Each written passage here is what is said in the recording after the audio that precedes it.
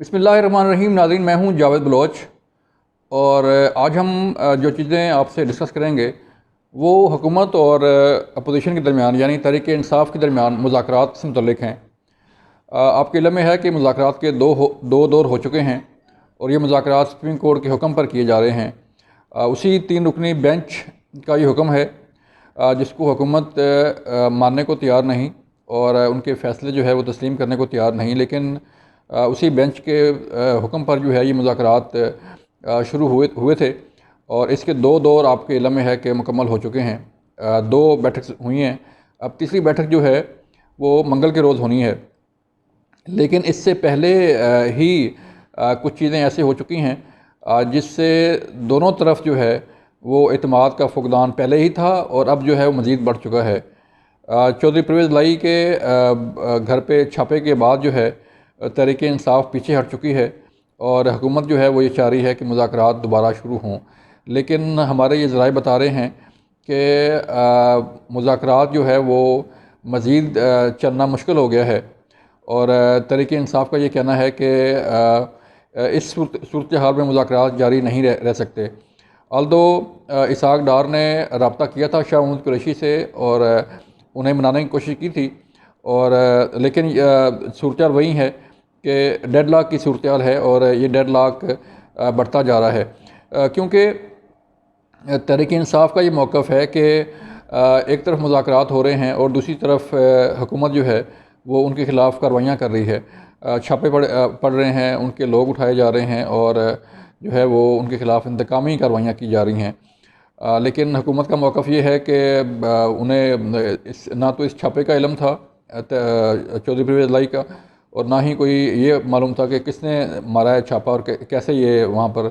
सारी कार्रवाई की गई। लेकिन इसका असर जो है वो मुज़ाकरात पर पड़ा है और मुज़ाकरात जो है वो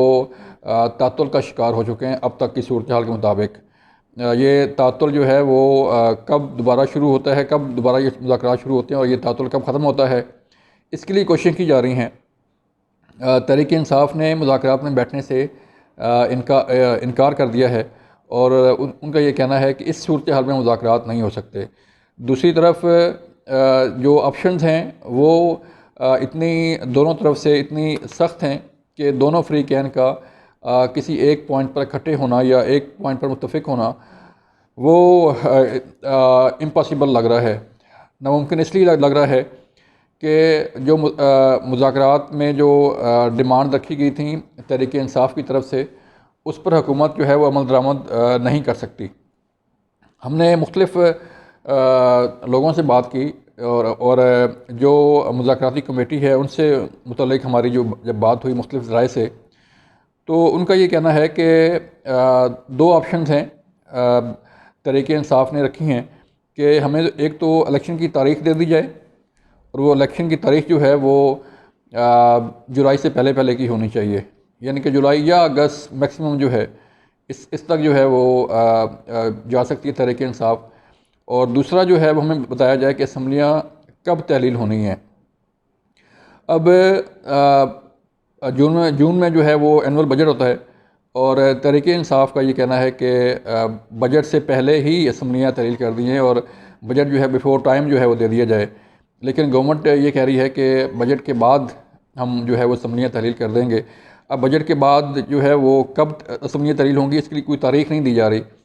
बजट के बाद जुलाई है, अगस्त है, अगर अगस्त में असम्बलियाँ तहलील होती हैं और सितंबर का जो मेन ऑब्जेक्ट है यानी कि सितंबर में दोनों बड़ी शख्सियात की चुनाव ख़त्म हो रहा है, उसमें चीफ जस्टिस उमर अता बंदयाल साहब का भी मुद्दत मुलाज़मत ख़त्म होगी और प्रेसिडेंट डॉक्टर आरिफ अलवी जो कि तहरीक इंसाफ के प्रेसिडेंट हैं उनकी मुद्दत भी ख़त्म होने जा रही है। तो हुकूमत ये चाह रही है कि बेशक असम्बलियाँ पहले तहरीर हो जाएं, लेकिन जो इलेक्शन हैं वो सितंबर के बाद हों। अब 13 अगस्त जो है वो कौमी असम्बली की मुद्दत है तहलील होने की और बाकी असम्बलियाँ जो सिंध है, बलूचिस्तान है, उसकी तहलील होने की जो तारीख़ है वो 13 अगस्त है और 13 अगस्त से पहले अगर जुलाई में ये असम्बलियाँ तहरीर होती हैं तो 90 डेज़ में जो है या 60 डेज़ में जो इलेक्शन है वो उसका इनेकाद होना है। तो अगर जुलाई, अगस्त और सितंबर 2 माह गुजर जाएं, उसके बाद इलेक्शन हो, तो फिर भी हुकूमत के बारे में है। लेकिन जो सूरत चल रही है वो ये है कि हुकूमत मान नहीं रही और ना तहरीक इंसाफ पीछे हट रही है।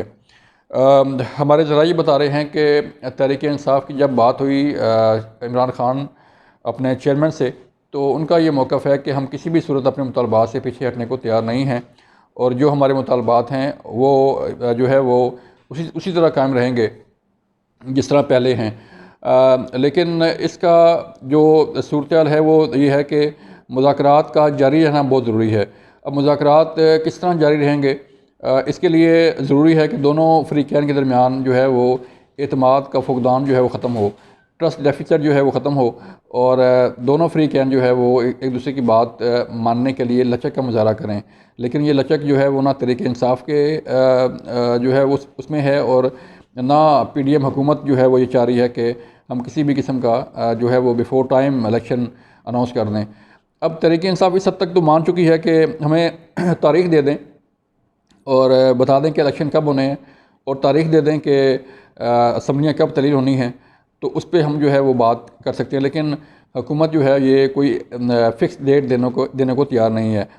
अब मंगल के रोज़ ये दोबारा मुज़ाकरात होने हैं, लेकिन अब तक की सूरत हाल ये है कि डेड लॉक है, और जो है वो तातुल का शिकार हैं ये मुज़ाकरात। अब मुज़ाकरात के लिए दोबारा बैठते हैं, नहीं बैठते, लेकिन मुज़ाकरात दोबारा से शुरू करने के लिए राब्ते किए जा रहे हैं, और ये कोशिश की जा रही है कि मंगल के रोज़ जो है वो ये मुज़ाकरात दोबारा शुरू हों। अब ये अगर तो मुज़ाकरात शुरू हो गए तो फिर इसका मतलब है कि कोई बातचीत आगे निकलेगी। लेकिन अगर ये मुज़ाकरात तातुल का शिकार रहते हैं और मुज़ाकरात नहीं होते, तो फिर जो है वो फिर मामला जाएगा सुप्रीम कोर्ट की तरफ, और सुप्रीम कोर्ट भी देख रही है कि मामलात कैसे चल रहे हैं और किस तरह चल रहे हैं। उनका फ़ैसला भी अभी 27 अप्रैल की जो समाअत थी उसका फ़ैसला भी होने जा रहा है, और इस फ़ैसले का भी इंतज़ार किया जा रहा है कि ये फ़ैसला कब होगा। लेकिन अगर ये फ़ैसला आता है तो इसका भी असर पड़ेगा मुज़ाकरात पे। फ़ैसला पे डिपेंड करता है कि फ़ैसला क्या आता है, और ये अगर फ़ैसला यानी कि कल अगर आ जाए और मुज़ाकरात शुरू हों तो उस पर भी असर पड़ सकता है। लेकिन जो कार्रवाइयाँ हैं,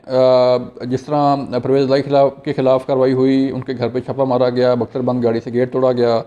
और जो बाकी कारकुनान गिरफ़्तार हैं तहरीक इंसाफ के, उसके मतलब जो है वो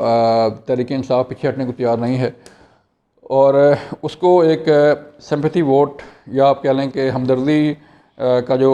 एलिमेंट है वो तहरीक इंसाफ की तरफ जा रहा है कि उनको इंतकामी कार्रवाई का निशाना बनाया जा रहा है। और इस सूरत हाल में जो कारकुनान हैं वो मुज़ाकरात के हक़ में नहीं अपनी राय दे रहे। दूसरी तरफ तहरीक इंसाफ को ज़मान पार्क में हड़ताल का भी सामना करना पड़ रहा है, हड़ताली कैंप भी लगे हुए हैं, और अंदर से भी प्रेशर है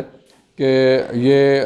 जो है वो पंजाब में जो इलेक्शन की तारीख़ दी गई है सुप्रीम कोर्ट की तरफ से, उस तारीख़ में जो है उस तारीख़ के मुताबिक तहरीक इंसाफ टिकटों की तकसीम कर रही है, और टिकटें तकसीम कर चुकी है। इस पर काफ़ी एहतजाज, काफ़ी मुज़ाहमत का सामना करना पड़ रहा है तहरीक इंसाफ के चेयरमैन इमरान खान को, क्योंकि अंदर जो है वो तहरीक इंसाफ के अंदर लॉबिंग जो है वो इतनी लोगों की स्ट्रांग है, और एक दूसरे के ख़िलाफ़ जो है वो इतना जो है वो कार्रवाइयाँ की जा रही हैं और लॉबिंग की जा रही है कि इमरान खान साहब को भी मुश्किल हो रही है कि वो किसको टिकट दें और किसको ना दें। जिनको टिकट मिल गई वो खुश हैं, और जिनको नहीं मिली वो अपने कारकुन और बाकी लोग लेके ज़मान पार्क के सामने हड़ताल किए बैठे हैं। कभी कोई भूख हड़ताल का कैंप लगा होता है, कभी कोई और एहतजाज कर रहा होता है। तो ये सूरत हाल जो है वो तहरीक इंसाफ के लिए काफ़ी दर्द सर बन चुकी है, और इससे निपटने के लिए भी कोशिश की जा रही हैं कि किसी तरह इस सूरत हाल को नॉर्मल किया जाए। क्योंकि अगर एक तरफ जो है वो तहरीक इंसाफ के अंदर इख्तलाफात बढ़ते हैं, और दूसरी तरफ हुकूमती कार्रवाइयाँ या जो पहले ऑलरेडी FIRs हुई हैं, जो मुकदमात दर्ज हैं, तो उस सूरत हाल में PTI की सपोर्ट जो है वो उसमें फ़र्क पड़ेगा। ये जो कोर कमेटी है तहरीक इंसाफ की, उसका उनका ये कहना है कि अगर ये इसी तरह जो है वो एहतजाज तहरीक इंसाफ के अंदर जारी रहा तो फिर आगे चल के हमारी सपोर्ट कमज़ोर हो सकती है और आगे चल के मामलात और ज़्यादा बिगड़ सकते हैं। तो ये वो सूरत हाल है जो हमने आपको आगाह किया। देखते हैं ये मुज़ाकरात कब तक तातुल का शिकार रहते हैं और कब तक जो है वो सूरत हाल इसी तरह चलती है। लेकिन बहरहाल मुज़ाकरात का जारी रहना जो है वो एक मुस्बत पहलू होगा। अगर ये बातचीत जारी रहेगी और बातचीत के दरवाजे बंद नहीं होंगे तो फिर कोई ना कोई राह निकलने की तवक्को है। लेकिन अगर ये दरवाजे बंद कर दिए गए और मुज़ाकरात तातुल का शिकार रहे तो फिर डेडलॉक में जो है वो दोनों तरफ का नुकसान हो सकता है, हुकूमत का भी और तहरीक इंसाफ का भी। तो ये सूरत हाल है जो हमने आपको आगाह की। मज़ीद जो अपडेट्स होंगी आपको आगाह करते रहेंगे। अपना ख्याल रखिएगा। अल्लाह हाफिज़।